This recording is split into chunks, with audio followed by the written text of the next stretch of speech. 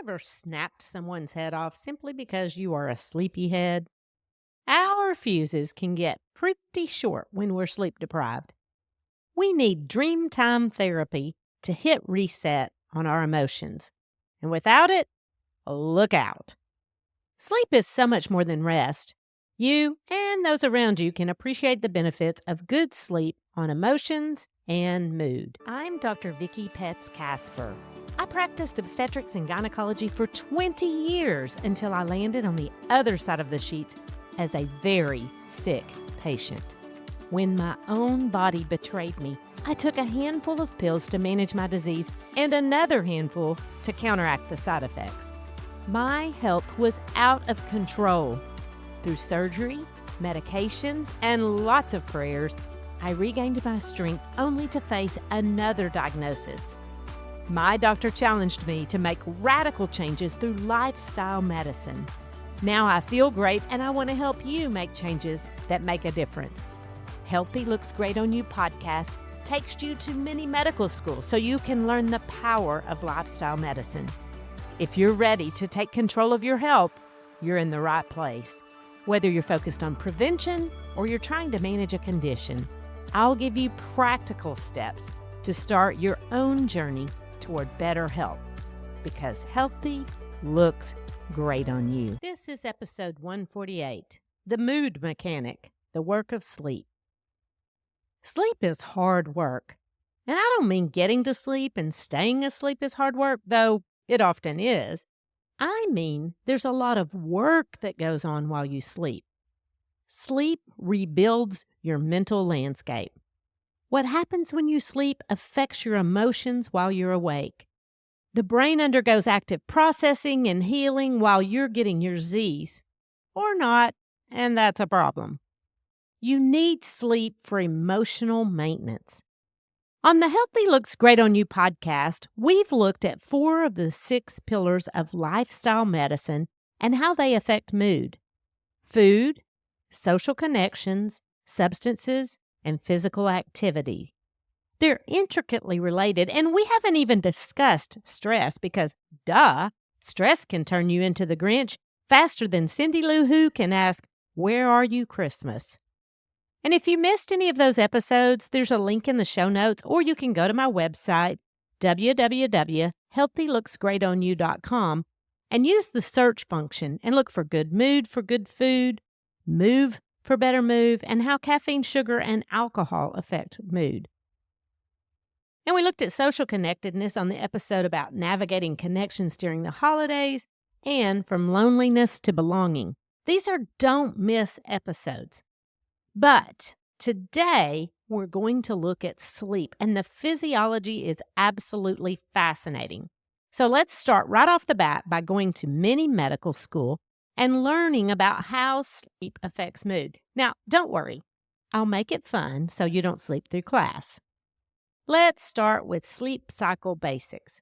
There are 2 primary types of sleep that alternate in cycles throughout the night, and those are REM and non-REM. That probably already sounds familiar.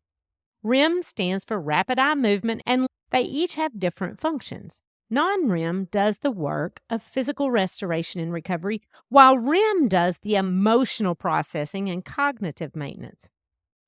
I remember when I was a kid, we would have sleepovers, and sometimes one of the kids would pretend to be asleep, and so we'd go look at their eyelids to see if their eyeballs were moving. Oh, you never did that?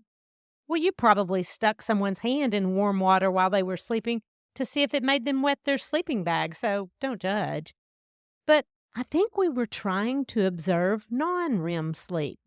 I'm not really sure, but I guess sleep has been interesting to me all my life. It's divided into 3 stages. Now, this is going to be super easy to remember because the stages are called N1, N2, and N3. But let's peek under the covers and explore each of them a little more.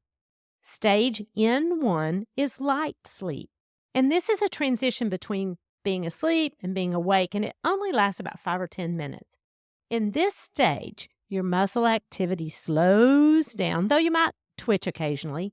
And you can be easily awakened and even somewhat aware of your surroundings. You're actually asleep, but you're just in that lightest stage of sleep.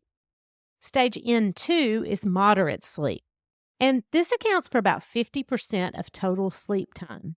During stage N2 sleep, your body cools down. The temperature actually gets lower, and your heart rate slows, and your brain waves slow down. And this is so important for memory consolidation. In fact, stage N2 sleep has a huge impact on your ability to learn, remember, and retain new information. The cognitive impact also includes decision-making skills. Without adequate stage N2 sleep, memories don't get consolidated and processing speed is slowed down. And so this causes increased difficulty with complex cognitive tasks. And listen, I'm off my schedule. Over Thanksgiving, I stayed up 2 hours past my bedtime to play nerds with my kids. Let me rephrase that. I stayed up late to beat kids at this card game that requires quick thinking and quick action. But I also paid a price. The disruption of my sleep didn't end that night. It took a few days to get back on track until my schedule was reset. And brain fog kept me from finishing the podcast. Ironic, huh? Lack of adequate sleep doesn't just affect your cognitive ability, though. It also affects mood. It makes us more susceptible to the effects of stress, both physically and emotionally. Poor sleep disrupts emotional regulation, so we're more reactive. The next time someone's voice goes up a couple of octaves in response to something you said, maybe, just maybe, they didn't sleep well last night. But I don't recommend mentioning it. Even more serious than becoming a soprano during a conversation, without good sleep, people have an increased risk of mood disorders like depression and anxiety. And at the very least, the symptoms of anxiety are heightened without adequate shut-eye. And listen, everyone reacts to having their buttons pushed, but when the work of sleep is on strike, our emotional resilience is kaput. And the fruit of the Spirit just goes right out the window. No peace, no patience, no kindness, no goodness, and definitely no gentleness. Now, emotional reactions can be dangerous, but the physical health consequences of poor sleep can be deadly. Without good quality sleep, the immune system is weaker, metabolism is wrecked, inflammation skyrockets, and even hormones get out of whack. We need sleep for healing and recovery every single time the earth revolves around the sun. Think of your brain as a computer. You know, it has to be charged in order to function. Without recharging through sleep, there are several neurologic effects on your brain. Those grouchy neurons in your head quit communicating effectively. This leads to impaired synaptic plasticity. Oh, I see a hand raised in the back. What's your question? Oh, what is impaired synaptic plasticity? Excellent question. It's a dampening of the pathways in the brain to adapt and rewire themselves. It causes the brain to filter and organize information much less effectively. This leads to decreased productivity, more errors, and accidents. Whether it's a slip of the tongue or the foot on the brake or a slip on the floor. And it's not just for the moment. There are potential long-term changes in the brain's ability to form new neural connections.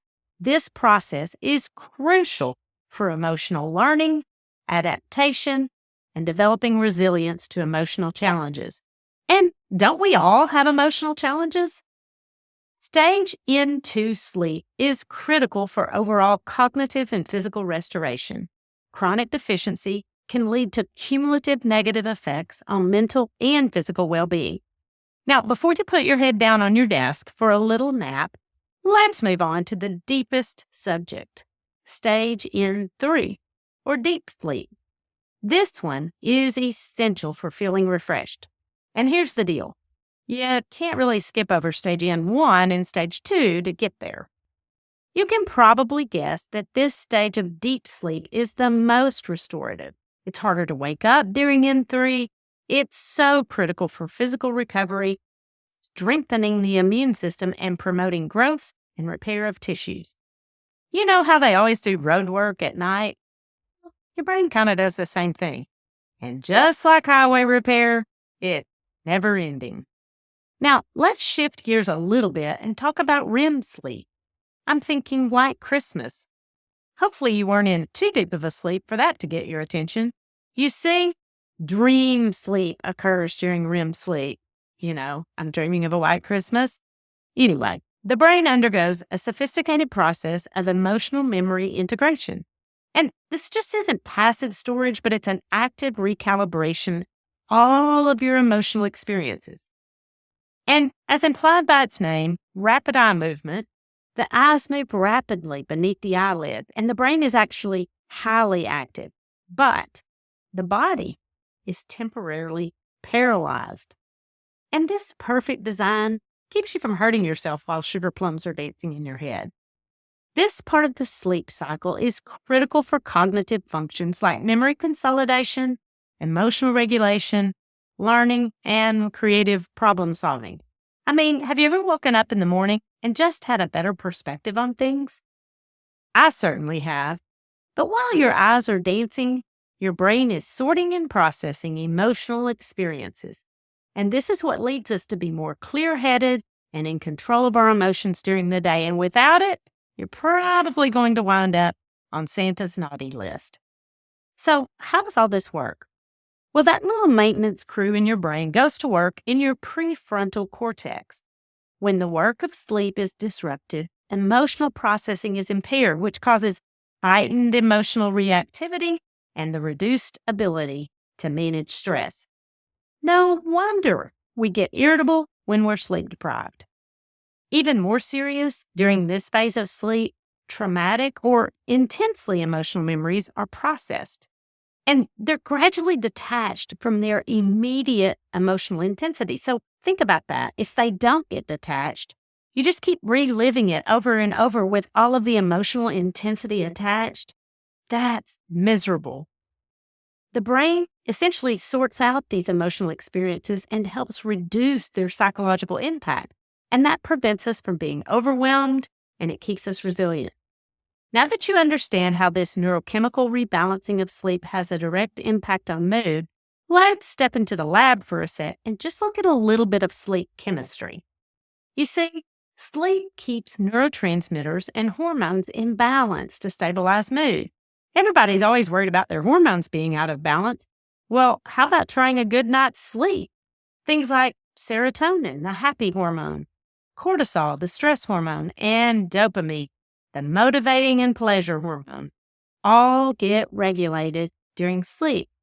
What happens is sleep replenishes the serotonin and dopamine while clearing out the excess cortisol. When these neurochemicals are out of balance due to poor sleep, there's more inflammation in the brain.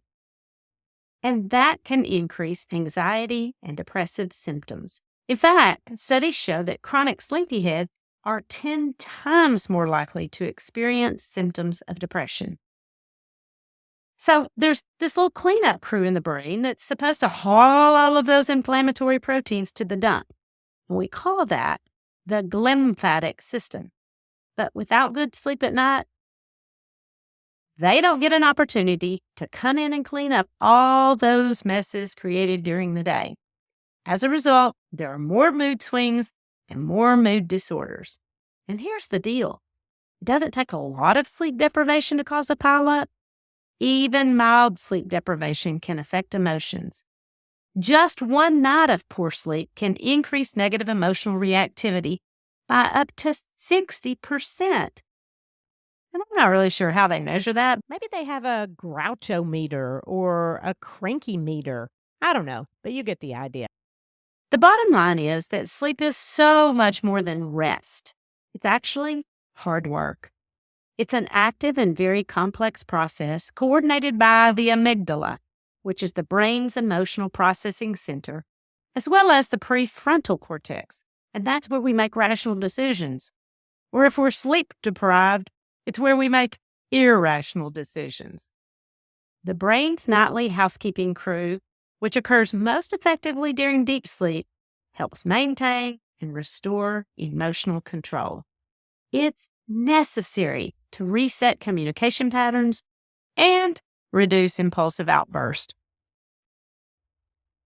Think of it as a nightly emotional tune-up for your brain, helping you process, adapt, and maintain psychological balance. And we all need balance, don't we? But like everything in life, this is no quick fix.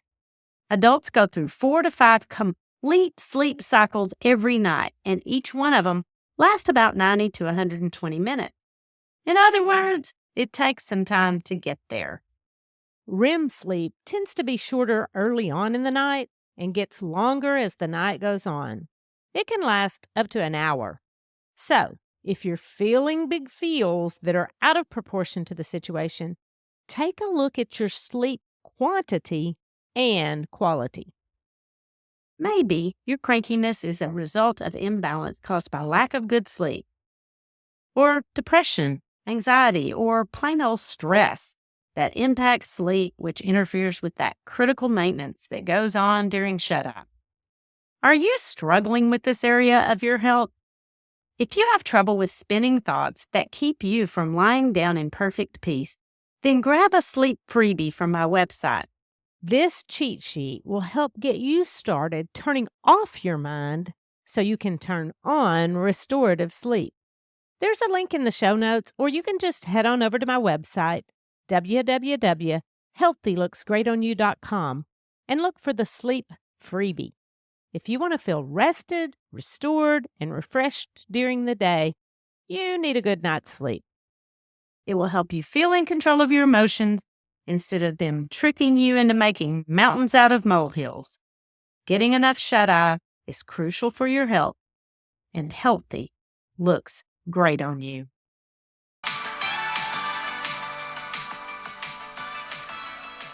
The information contained in this podcast is for educational purposes only and is not considered to be a substitute for medical advice. You should continue to follow up with your physician or healthcare provider and take medication as prescribed. Though the information in this podcast is evidence-based, new research may develop and recommendations may change.